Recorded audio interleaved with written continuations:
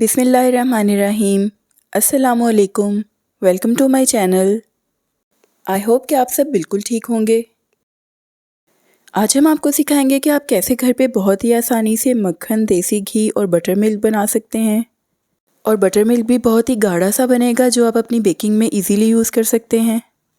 बहुत सी tips share करेंगे, इसलिए वीडियो को एंड तक देखिएगा। यहाँ पर मैंने दूध की मलाई ली है।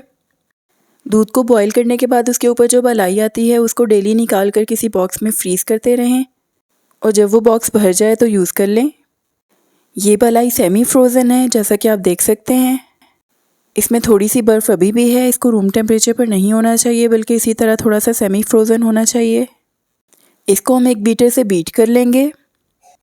मलाई की आइस बहुत ज़्यादा हार्ड नहीं होनी चाहिए, बल्कि सेमी सॉलिड सी होनी चाहिए, ताकि वो बीटर से इजीली मेल्ट हो जाए।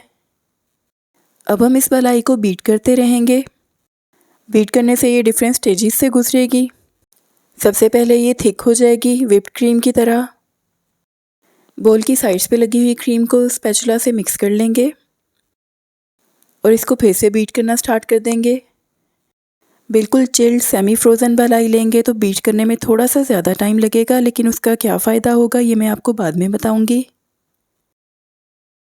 यहाँ पर मुझे बीट करते हुए 5 से 6 मिनट हो गए हैं और आप देख सकते हैं कि क्रीम बिल्कुल फट गई है और इसके ग्रैन्यूल्स से बन गए हैं। जब ये स्टेज आ जाए तो उसका मतलब है कि बटर बनने में थोड़ा ही टाइम रह गया है। इसको 1 से 2 मिनट और बीट करेंगे तो बटर अलग हो जाएगा और उसका पानी अलग हो जाएगा। अगर आपके घर में खुला दूध नहीं आता तो आप डेयरी शॉप पे मिलने वाली डेयरी क्रीम यूज़ कर सकते हैं। और जो लोग पाकिस्तान से बाहर रहते हैं वो मलाई की जगह हैवी क्रीम यूज़ कर सकते हैं। जी, तो मलाई को बीट करते हुए ऑलमोस्ट 7 to 8 मिनट्स हो चुके हैं और ये देखें बटर अलग हो गया है और उसका पानी अलग हो गया है। अब एक स्पैचुला लेंगे और उसकी मदद से सारा बटर एक साइड पे इकट्ठा कर लेंगे। इस तरह बटर मिल्क सेपरेट हो जाएगा। हमने सेमी फ्रोज़न क्रीम यूज़ की थी, इसलिए ये बटर बिल्कुल चिल्ड है और हमें इसमें आइस या ठंडा पानी डालने की ज़रूरत नहीं पड़ेगी। इसीलिए हमने चिल्ड क्रीम यूज़ की थी, क्योंकि अगर ठंडा पानी ऐड कर दें तो बटर मिल्क बहुत पतला हो जाता है। अब एक बोल लेंगे और ये बटर मिल्क उसमें निकाल देंगे। इस बटर मिल्क को थिक करने के लिए हमें एक और स्टेप करना होगा, वो हम बाद में करेंगे। पहले हम अपना बटर रेडी कर लेते हैं। बोल की बटर वाली साइड को थोड़ा सा ऊंचा कर लेंगे और बटर को अच्छी तरह से स्पैचुला से प्रेस करते रहेंगे। इस तरह इसमें से एक्स्ट्रा बटर मिल्क निकल जाएगा। अब हम थोड़ा थोड़ा सा बटर लेंगे और हाथों की मदद से उसको प्रेस करते हुए उसका एक्स्ट्रा बटर मिल्क निकालते रहेंगे। अगर आपने बटर बेकिंग के लिए यूज़ करना है तो आप उसको थोड़ी देर के लिए ठंडे पानी में रख दें, क्योंकि हाथों की हीट से वो मेल्ट होना स्टार्ट हो जाता है। मैंने ये स्टेप इसलिए नहीं किया क्योंकि मैंने इसका घी बनाना है। एक्स्ट्रा बटर मिल्क निकल जाए तो उसको कोई सी भी शेप दे दें और आप इसको प्लास्टिक रैप में रैप करके फ्रीज़ भी कर सकते हैं। जी, तो हमारा बटर भी रेडी हो गया है और ये हमारा बटर मिल्क है, लेकिन ये भी दूध की तरह पतला है।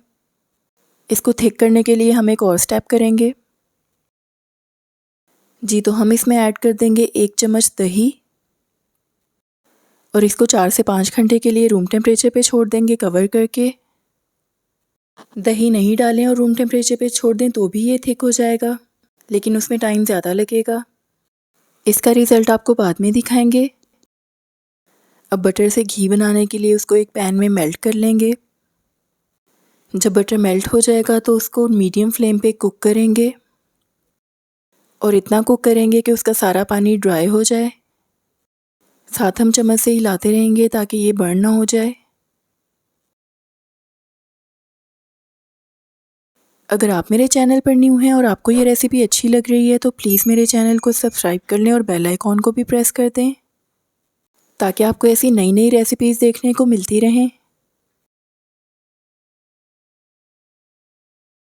जी, तो बटर का पानी काफ़ी ड्राई हो गया है, लेकिन इसमें जो मिल्क सॉलिड्स हैं वो भी वाइट कलर के ही हैं।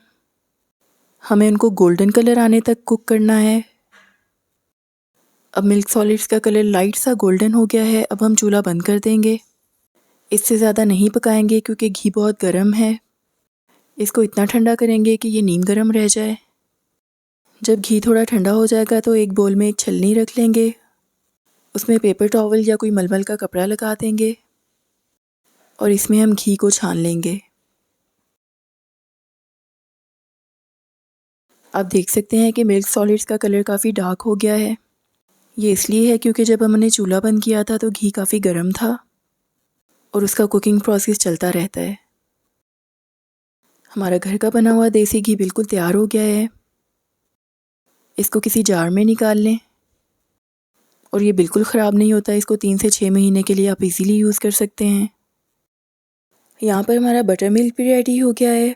इसको तकरीबन 5 से 6 घंटे लगे हैं। अगर इसमें दही नहीं डालेंगे तो इसको ओवरनाइट रूम टेम्परेचर पे छोड़ना होगा। और ये देखें बहुत ही थिक और क्रीमी बना है क्योंकि हमने बटर बनाते हुए ठंडा पानी या बर्फ़ यूज़ नहीं की।